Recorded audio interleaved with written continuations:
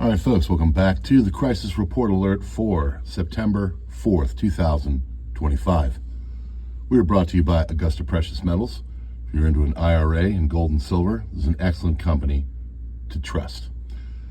We're going to be starting off with a lot of different things, but we're going to be ending, instead of the normie news, we're going to be doing a thing on the fourth turning, which is an economic belief that every 80 to 90 years, our country goes through a crisis.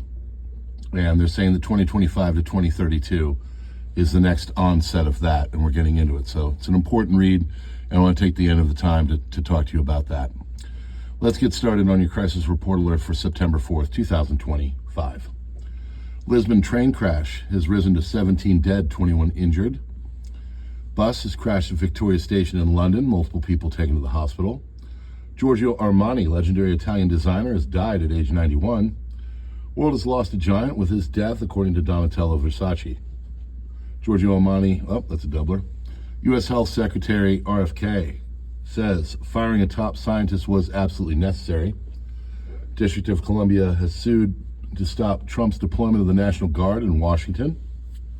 Pfizer CEO Albert Bourla now says that Trump deserves consideration for the Nobel Peace Prize for Operation Warp Speed. CDC employees are circulating a CIA manual called Simple Sabotage in an effort to push RFK Jr. out of his position created by constant chaos. Justice Department is considering banning guns for people that switch their sexuality, or at least their gender, to prevent violence by the mentally unstable, as some people consider them to be. That's your belief, but there is talk of the Justice Department banning these for people that do switch their gender. Citigroup transfers last $80 billion in client assets to BlackRock, closing Citigroup's last in-house asset management unit and expanding its partnership with BlackRock. Pope Leo XIV has met with Israeli President Isaac Herzog. He aims to discuss hostages, fighting global anti-Semitism, and safeguarding Christian communities in the Middle East. UFC fighter Conor McGregor has announced his bid for the presidency of the Republic of Ireland. Irish presidential election is scheduled for the 24th of October, 2025. The United States has continued to monitor China's research activity in the Arctic. Coast Guard shadowed 2 Chinese ships near Alaska earlier this week. Trump is currently speaking to Zelensky and the coalition of the willing. Death toll from the earthquake in Afghanistan has topped 2,200. I'm getting information of another targeted strike in Caribbean from Aquila. We will wait and see on that. Dollar has lost 50% of its value versus gold in the last 3 years. Secretary of State Rubio has indicated in private meetings Trump administration will not interfere with Israel's annexation and occupation of the West Bank, according to Axios. Tunisian ships join the massive global Samud flotilla on the way to break Israel's naval blockade of Gaza, supply Palestinians with food. Houthis have again launched missiles at us, and we are being subjected to successive strikes. We will confront them until their sources are eliminated, according to the Minister of Defense of Israel, Israel Katz. How long will the power outages last, and what is the state of the country's energy sources? That is according to Tasnim News question to Iranian energy minister Abbas Ali Abadi, who replied, quote, "I don't know." An attack targeted a ship 178 nautical miles northwest of Yemeni city of Hodeidah, British Maritime Security Company has reported. U.S. President, on the question whether the National Guard will be deployed to Chicago, he answered, quote, "We're going in," end quote. Record drug haul seized by the United States Coast Guard was enough to fatally overdose the entire population of Florida. U.S. Coast Guard cutter Monday unloaded a record haul of illegal drugs. Made it out to the street, well, it would have represented 23 million deadly doses of cocaine. Cutter Hamilton offloaded from 61,740 pounds of cocaine, or 14,400 pounds of marijuana, at Port Everglades in Fort Lauderdale, about 30 miles north of Miami, and what is the largest quantity of drugs offloaded in Coast Guard history, Coast Guard statement stated. Value, $473 million. Rubio says intercepting drug vessels doesn't work, blowing them up does. Rubio on Wednesday argued that the traditional policy of intercepting drug-carrying vessels had not worked. Instead, the U.S. is going to wage war on narco-terrorist organizations.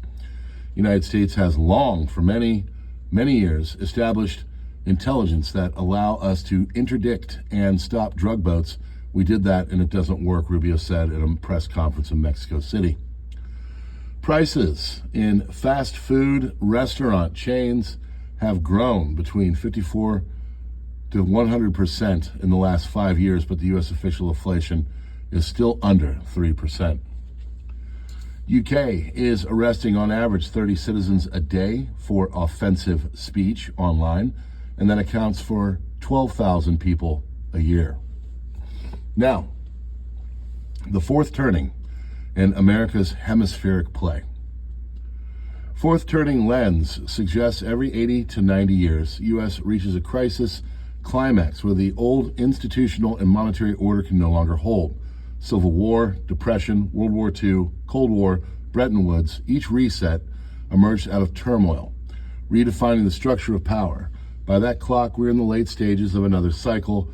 The period 2025 to 2032 is the decisive window when the next system will be hammered into place. Against that backdrop, the U.S. may be moving to lock down its hemisphere before the global showdown with Eurasia rivals escalates. If we step back, Washington's actions in Venezuela, Mexico, across the Caribbean, less like isolated counter-narcotics missions and more like an effort to eliminate vulnerabilities. Cartels are being recast not simply as criminals, but as parallel sovereigns by designating them as terrorist entities, sanctioning their banks, and striking their logistics at sea. The U.S. is asserting that migration flows, mineral corridors, and energy infrastructure fall under national security and not law enforcement. It's a prelude to reshaping Western Hemisphere into a secure bloc with U.S. oversight. This is important now because in the fourth turning, external wars, internal instability collide with monetary strain. Dollar-based order built after 1971 is stretched by debt, inflation whiplash, and rival experiments in commodity-backed clearing.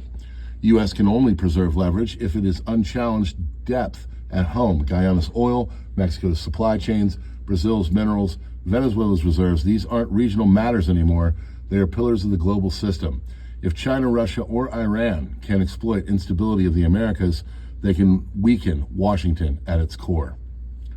Seen this way, the moves in South America are not distractions from Ukraine, Taiwan, or the Middle East.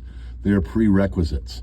In the 1940s, before storming Europe, U.S. secured the Western Hemisphere through bases, naval patrols, and political deals. 1980s, before the Soviet endgame, it did the same through counterinsurgency in Central America. Today, strikes and sanctions are the modern version of trying to clear the board at home so resources can be projected abroad.